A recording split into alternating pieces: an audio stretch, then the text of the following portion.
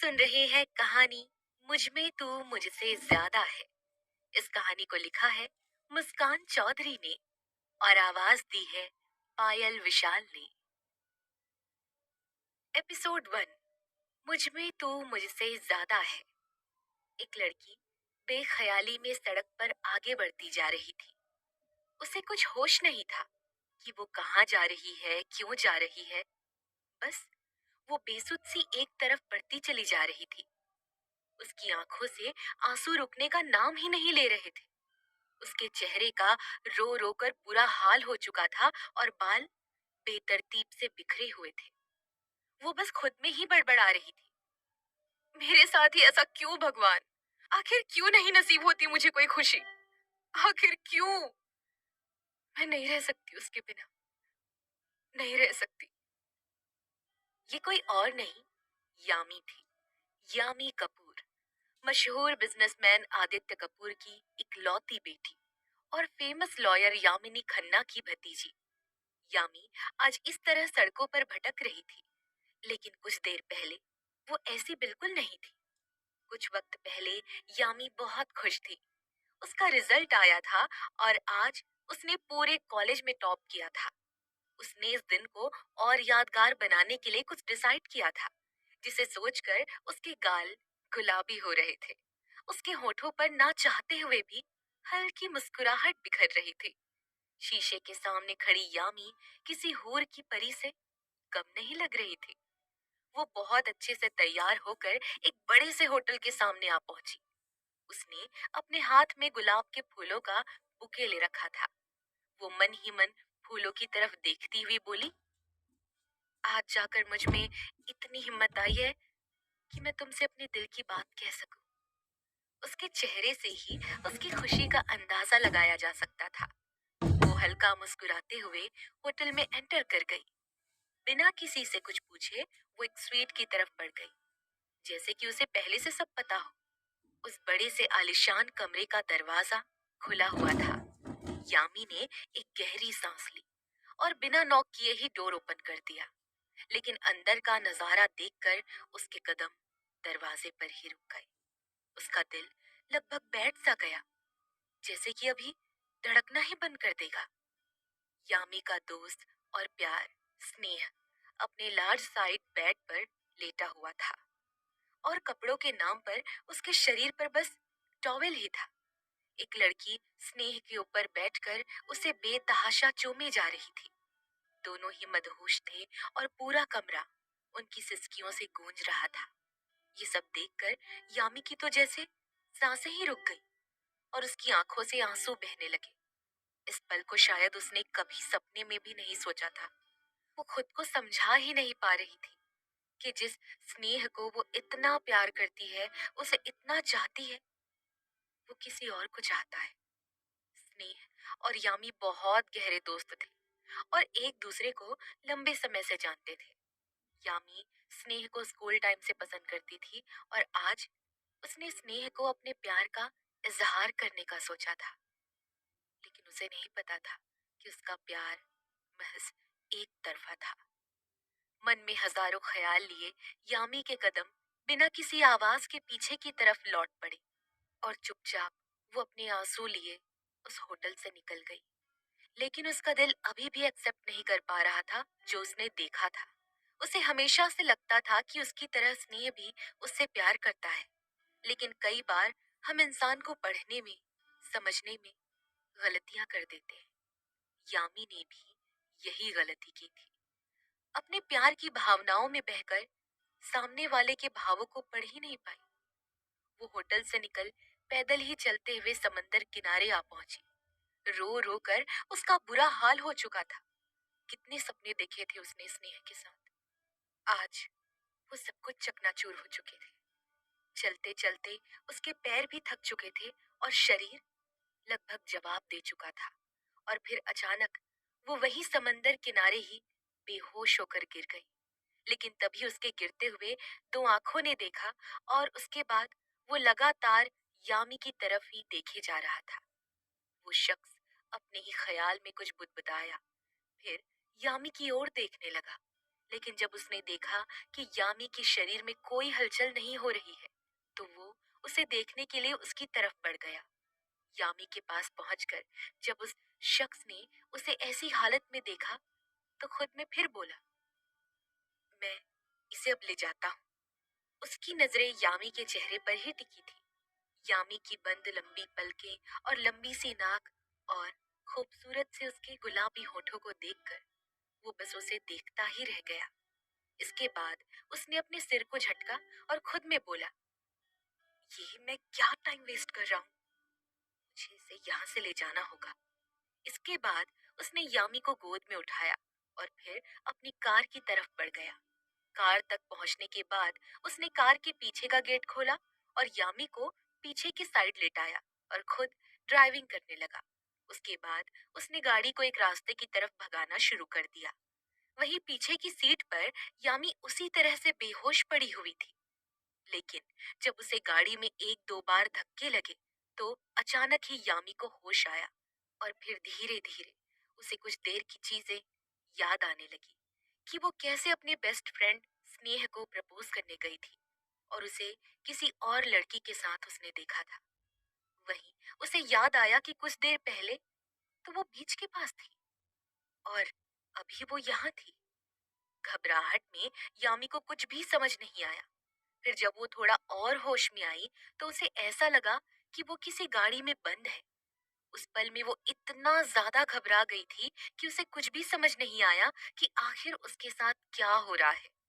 उसने इधर उधर देखा और चीख पड़ी। फिर उसने गाड़ी चला रहे शख्स को देखा और उस पर कूद पड़ी और जोर से चिल्लाई, गाड़ी रोको। यामी ने उस आदमी के बाल पकड़े थे और अचानक इस मूव से वो आदमी घबरा गया और उसने एकदम से कार को ब्रेक लगा दी। उसने यामी के दोनों हाथ पकड़ के पीछे की तरफ मोड़कर उसकी आंखों में उसे खा जाने वाली निगाहों से देखा। उसे ऐसा करता देख यामी चीखते हुए बोली, छोड़ो मुझे। तुम मुझे नहीं जानते कि मेरे डैड को भनक भी हुई ना कि तुमने मुझे किडनैप किया है, तो वो तुम्हें दुनिया से मिटा देंगे। आखिर कौन है ये शख्स जो यामी को अपने साथ लिए जा रहा है? क्या यामी सच में किडनैप हो चुकी है? और क्या होगा अब यामी के साथ आगे? जानने के लिए सुनिए अगला एपिसोड प्रतिलिपि एफएम पर।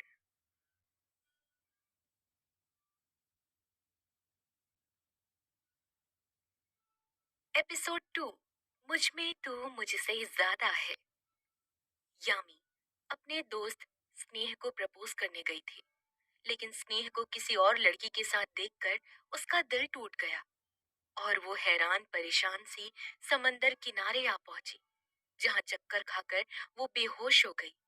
वहीं मौजूद एक शख्स ने यामी को अपने कार में बिठाया और एक तरफ चल दिया। यामी को जब होश आया, तो वो चिल्लाते हुए बोली, छोड़ो मुझे। तुम मुझे जानते नहीं हो कि मेरे डैड को भनक भी हुई ना कि तुमने मुझे किडनैप किया है, तो वो तुम्हें दुनिया से मिटा देंगे। यामी के चीखने से वो आदमी घबरा गया। उस समय वो शख्स बस यामी की आंखों में ही देखे जा रहा था, जिसमें उसे बेहिसाब दर्द दिखा था। उसके दर्द से उसके दिल में बहुत तेज टीस उठी थी। फिर उस शख्स ने धीरे से यामी का हाथ छोड़ा और बोलने लगा, मैंने तुम्हें किडनैप नहीं किया है। तुम दरिया किनारे बेहोश पड़ी थी, इसीलिए तुम्हें हॉस्पिटल ले जा रहा था। यामी बेयाकनी से उसे देख रही थी। उसने दरवाजा खोलने की कोशिश की, पर कार का दरवाजा ऑटो लॉक पर था। यामी ने तुरंत उस शख्स से डोर अनलॉक करने को कहा, तो उस शख्स ने गेट का लॉक खोल दिया। बिना कुछ कहे यामी ने झट से कार का डोर ओपन किया और बाहर निकल गई और आगे की तरफ बढ़ गई। तभी उस शख्स ने कार स्टार्ट कर दी और वो यामी के पास पहुंचकर विंडो से उसे देखते हुए बोला, तुम बीमार लग रही हो और यहाँ पे कोई कन्वेंस भी नहीं मिलेगा। चलो, मैं तुम्हें घर छोड़ देता हूँ। उसके कहने पर यामी ने पहली बार उसको ऊपर से नीचे स्कैन किया। उस शख्स के नैन नक्श काफी तीखे थे देखने में। किसी मॉडल जैसा गोरा रंग, घनी बेयर्ड और डार्क ब्राउन आंखें, फिट बॉडी और ढीले ढाले जिम वेयर में वो काफी स्मार्ट दिख रहा था। यामी ने आसपास का माहौल देखा और कुछ सोचकर वो धीरे से कार की तरफ बढ़ गई। कुछ दूर चलने के बाद वो शख्स बोला, वैसे मेरा नाम रिदम है। लेकिन यामी का ध्यान कहीं और था। वो उसका नाम सुन ही नहीं पाई और तभी उसने यामी से उसका एड्रेस पूछा, तो यामी ने कोई जवाब नहीं दिया। थोड़ी देर खामोशी के बाद रिदम ने फिर पूछा। इस बार यामी ने रिदम को देखा और देखते ही रह गई। उसकी डार्क ब्राउन आंखों में उसे कुछ तो ऐसा दिखा जो सबसे अलग था और उसके समझ के परे भी। वो धीरे से बोल पड़ी, अगर मैं कहूँ मुझे घर नहीं जाना तो तुम मुझे अपने साथ ले जाओगे? उसकी ये बात सुनकर रिदम मुस्कुरा दिया और बोला, लगता है गिरने की वजह से आपके दिमाग में चोट आ गई है, इसलिए आप इस तरह बोल रही हैं। देखिए मिस, उसकी बात पूरी हो पाती उसके पहले ही यामी बीच में ही बोल पड़ी, यामी, मेरा पूरा नाम यामी कपूर है। ये सुन रिदम बोला, यामी घर का एड्रेस बताओ। तो यामी ने उसका कॉलर पकड़ लिया और चिल्ला पड़ी, तुम पागल हो या मेरी बात समझ में नहीं आ रही? यामी के ऐसा कहने से रिदम ने अचानक से कार रोक दी और बोला, मिस यामी, मेरी बात ध्यान से सुनना। मैं कोई तुम्हारा नौकर नहीं हूं जो तुम बात बात पर मुझ पर चढ़ जाती हो। सीधा सा सवाल किया है, उसका जवाब दो। यामी अब भी उसे गुस्से में ही देख रही थी और एकदम से ही उसकी आंखों से आंसू निकलने लगे, जिसे देख रिदम शॉक्ड हो गया और वो हड़बड़ाहट में बोलने लगा, देखो यामी, रोना धोना बंद करो। मुझे रोने वाली लड़कियों से सख्त नफरत है और तुम्हें देखकर बिल्कुल भी नहीं लग रहा कि तुम टिपिकल बेचारी टाइप हो। इसलिए प्लीज ये सब बंद करो और मुझे बताओ कि तुम चाहती क्या हो। यामी के दिमाग में न जाने अचानक क्या आया। वो रोते हुए ही बोली, मुझे भूख लगी है और मैं तुम्हें एक बहुत ही अच्छे होटल का एड्रेस बताती हूँ, वहीं पर चलते हैं। उसकी इस बात से रिदम, जो थोड़ा परेशान सा था, अचानक उसके होठों पर स्माइल आ गई। वो बोला, ठीक है, पर तुम रोना बंद करो। और वो कार फिर से स्टार्ट कर देता है। इसके बाद रिदम ने यामी के बताए हुए होटल के सामने कार खड़ी की। वहीं यामी विंडो से बाहर देखने लगी और फिर सोचते हुए बोली, आओ चलो अंदर चलते हैं। रिदम और यामी उस होटल के अंदर आ गए और कुछ खाने का ऑर्डर कर दिया। तभी यामी की नजर सामने से आ रहे एक शख्स पर पड़ी और उसे देखकर यामी की आंखें गुस्से से लाल हो गई। दरअसल ये यामी की उसी बेस्ट फ्रेंड स्नेह का होटल था, जिसे वो प्रपोज करने के लिए सुबह आई थी। लेकिन उसे किसी दूसरी लड़की के साथ देखकर वो खुद पर काबू ना कर सकी और वहां से निकल गई थी। इधर स्नेह अपनी गर्लफ्रेंड के साथ बाहर ही जा रहा था कि तभी उसकी नजर यामी पर पड़ी। वही यामी ने भी उसे देखकर एक छोटी मुस्कान पास कर दी, जैसे कि कुछ हुआ ही ना हो। तभी स्नेह उसके पास आकर बोला, अरे यामी, तुम यहाँ, मुझे बताया क्यों नहीं? इसके जवाब में यामी उसे गुस्से से घूरती हुई बोली, बताया तो तुमने भी बहुत कुछ नहीं है मुझे। और फिर रिदम की ओर इशारा करके बोली, मेरे नए दोस्त से मिलो, रिदम। इतना कहते ही ना जाने यामी को क्या हुआ, उसने अपने बगल में बैठे रिदम को कस के हक कर लिया। यामी के इस बर्ताव से स्नेह के साथ रिदम भी हक्का बक्का रह गया। उसे तो इस सब के बारे में कुछ पता ही नहीं था। इधर यामी जब थोड़ा नॉर्मल हुई तो उसने बस वहां से निकलने का सोचा। उसने स्नेह को घूरते हुए रिदम का हाथ थामा और बिना कुछ कहे वहां से निकल गई। स्नेह को तो यामी के ऐसे व्यवहार का कुछ समझ ही नहीं आया कि क्यों, लेकिन यामी को ये करके काफी सुकून मिला। रिदम भी बिना कुछ कहे यामी के साथ बाहर आ गया। यामी बड़बड़ाते हुए बोल रही थी, पता नहीं खुद को क्या समझता है। रिदम वहां खामोश खड़ा था और इस खामोशी को यामी तोड़ते हुए बोली, तुम जा सकते हो रिदम, थैंक यू मेरा यहाँ तक साथ देने के लिए। रिदम उसे बिना देखे बोला, यामी, मुझे नहीं पता तुम्हारे साथ क्या हुआ है, पर बस मैं इतना चाहता हूँ कि तुम उसे एक्सेप्ट करो और आगे बढ़ो। जिंदगी बहुत खूबसूरत है और उसे और खूबसूरत हम खुद बना सकते हैं। रिदम और यामी वहां से जाने लगे। तभी यामी को कार की सीट पर रिदम का पर्स दिखा और उसमें से एक कार्ड बाहर निकला हुआ था। यामी ने झट से वो कार्ड लिया और चिल्लाते हुए बोली, डॉक्टर रिदम मलिक, तुम एक हार्ट सर्जन हो? तो रिदम ने हाँ में सिर हिला दिया। तभी यामी की नजर रिदम के वॉलेट पर गई, जिसके साइड पॉकेट में एक लड़की की फोटो थी, देखने में काफी खूबसूरत और मासूम। फोटो देखकर यामी पूछ बैठी, ये कौन है? और उसके इस सवाल से रिदम के चेहरे का एक्सप्रेशन चेंज हो गया, जैसे कि किसी ने एक गहरे जख्म को कुरेद दिया हो। उसने वॉलेट को बंद करके वापस पॉकेट में रख लिया। आखिर कौन थी वो लड़की जिसकी फोटो रिदम ने अपने वॉलेट में रखी थी? अब यामी और रिदम की कहानी आगे क्या मोड़ लेगी? क्या रिदम और यामी के बीच बनने वाला है कोई रिश्ता? आगे की कहानी जानने के लिए सुनते रहिए प्रतिलिपि एफएम।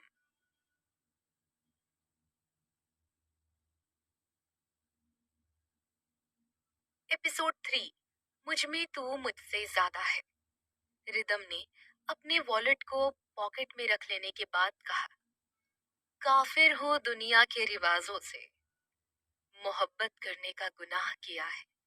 जिसे चाहा था खुदा से भी ज्यादा, उसी ने हमें तन्हा किया है। रिदम ने जब ये शायरी सुनाई तो रिदम के चेहरे से एक दर्द की लहर से गुजर गई। वहीं यामी खामोशी से उसे देखती रही और अचानक से बोली, डॉक्टर, टूटे हुए लगते हो, छोड़ गई क्या? और अगर छोड़ भी गई तो क्या सीने से लगाए घूम रहे हो? इतने हैंडसम हो, कोई भी मिल सकती है तुम्हें।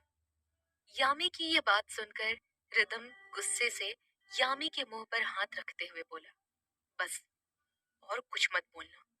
मेरी मोहब्बत को कोई कुछ बोले, इतना हक किसी को नहीं दिया है मैंने।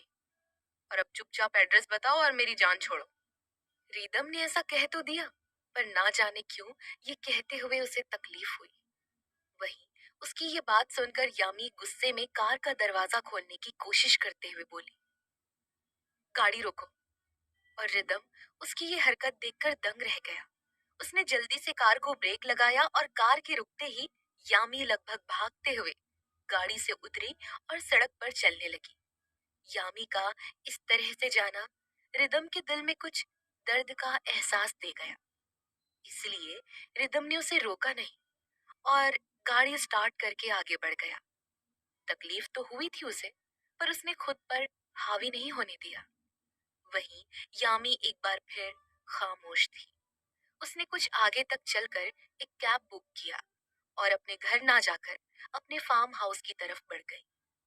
बहुत कुछ टूटा था आज उसमें, लेकिन उसने खुद को बहुत संभाला हुआ था।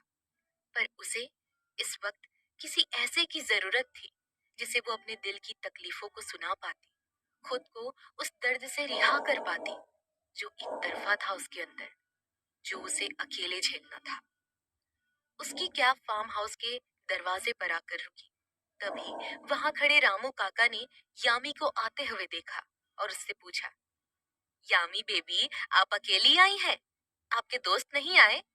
यामी ने उनकी बात का कोई जवाब नहीं दिया और चुपचाप अंदर चली गई।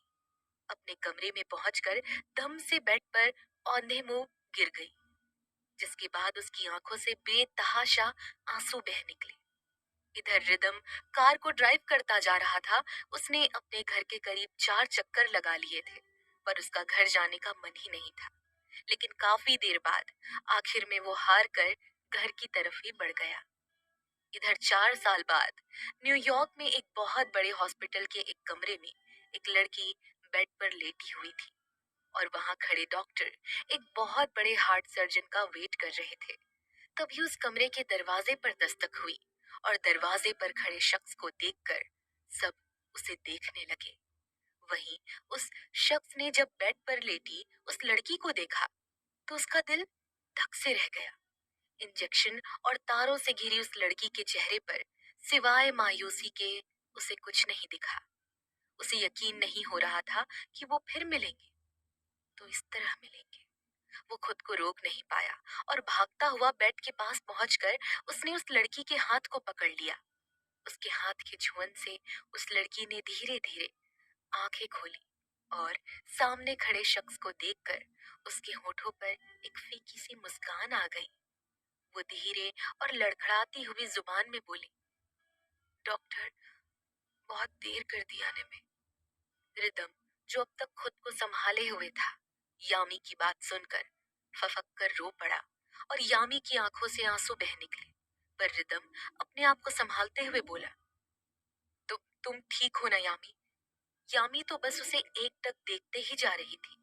उसने ना जाने कितना इंतजार किया था रिदम का, और उसने तो कभी सोचा भी नहीं था कि वो जब दोबारा मिलेंगे तो इस तरह। उसने तो जीने की उम्मीद ही छोड़ दी थी। पर अब रिदम को देखकर उसके अंदर की जीने की चाह उठी थी, और वो दर्द के साथ ही हाँ में सिर हिला देती है। इधर रिदम यामी की फाइल चेक करता है और उसे प्यार से देखता है। फिर वो उसके सिर पर हाथ फेरते हुए वहां से निकल जाता है। उसके बाहर जाते ही यामी अपनी यादों में खो जाती है। वो उस दिन को याद करती है जब वो रिदम की गाड़ी से उतरकर उस दिन अपने फार्म हाउस पर पहुंची थी, और वो स्नेह को याद करते हुए रोए जा रही थी। इसी तरह कब यामी की आंख लग गई, उसे पता भी नहीं चला। अगली सुबह वो 10 बजे उठी थी, और ये सुबह उसके लिए कुछ अलग ही थी। वो समझ चुकी थी उसका और स्नेह का कुछ नहीं हो सकता, और उसके पीछे रोकर भी खुद का ही नुकसान है। वो तैयार होकर बाहर निकल गई और रास्ते में एक कैब बुक कर लिया। लेकिन कैब में उसे रिदम की याद आ गई, और वो मुस्कुराते हुए बोली, मिस्टर एरोगेंट, पागल डॉक्टर। वहीं उस दिन रिदम अपना बैग पैक कर रहा था। वो इंडिया छोड़कर न्यूयॉर्क शिफ्ट हो रहा था, क्योंकि बहुत ही अच्छे हॉस्पिटल में उसकी जॉब लग गई थी, और इंडिया में रहना अब उसकी बस की बात नहीं थी। इस दुनिया में रिदम को अपना कहने के नाम पर उसकी एक बहन है, जिसकी शादी हो चुकी है, और वो भी अपने परिवार के साथ यूएस में सेटल्ड थी। इधर यामी कैब से अपने घर के बाहर आ पहुंची और अंदर की तरफ बढ़ गई। अंदर आते ही उसका सामना उसके डैड से हुआ, लेकिन यामी ने उनसे कोई बात नहीं की और अपने कमरे की तरफ बढ़ गई। तभी उसकी बुआ यामिनी जी ने कहा, आदित्य, कहाँ से आई है ये कुछ पता भी है या नहीं? खुले सांड की तरह छोड़ रखा है इसे। देखना, एक दिन नाक कटवाएगी हमारी। उनके इस कटाक्ष को यामी ने सुना, लेकिन फिर वो अपना सिर झटक कर ऊपर चली गई। यामी की बुआ हमेशा से यामी से चिढ़ती आई थी, क्योंकि वो चाहती थी कि यामी के फादर की सारी प्रॉपर्टी, कंपनी का हक उनके बेटे को दिया जाए, जिसमें यामी किसी दीवार की तरह खड़ी थी। यामी अपने कमरे में जाकर सामने लगी तस्वीर को देखने लगी और एकदम से बोल पड़ी, क्या जरूरत थी इतनी जल्दी ऊपर जाने की? और गए भी तो मुझे लेकर जाना था ना। इस तरह अकेले छोड़ दिया मुझे, इन बिल्ली और गीदड़ों के पास छोड़ दिया मरने के लिए। और वो फिर बेतहाशा रोने लगी। कुछ देर आंसू बहाने के बाद उसके ख्यालों में एक बार फिर रिदम की मुलाकात घूम गई। रिदम के बारे में सोच उसके चेहरे पर फिर से हल्की मुस्कान आ गई। रिदम की गहरी आंखों में उसे ना जाने इतना सुकून क्यों दिख रहा था। लेकिन यामी को जरा भी अंदाजा नहीं था कि रिदम के डैड कौन है और वो किस मुश्किल की तरफ बढ़ रही थी। आखिर क्या हुआ था इन 4 सालों में यामी के साथ? आखिर क्यों यामी को घर में प्यार नहीं मिलता था? और किसकी तस्वीर के सामने वो अपना दर्द बयां कर रही थी? क्या यामी को रिदम से सच्चा प्यार मिल पाएगा, या उस पर एक बार फिर टूटेगा दुखों का पहाड़? आगे की कहानी जानने के लिए सुनते रहिए प्रतिलिपि एफएम। लाइक कमेंट सब्सक्राइब जरूर कीजिएगा।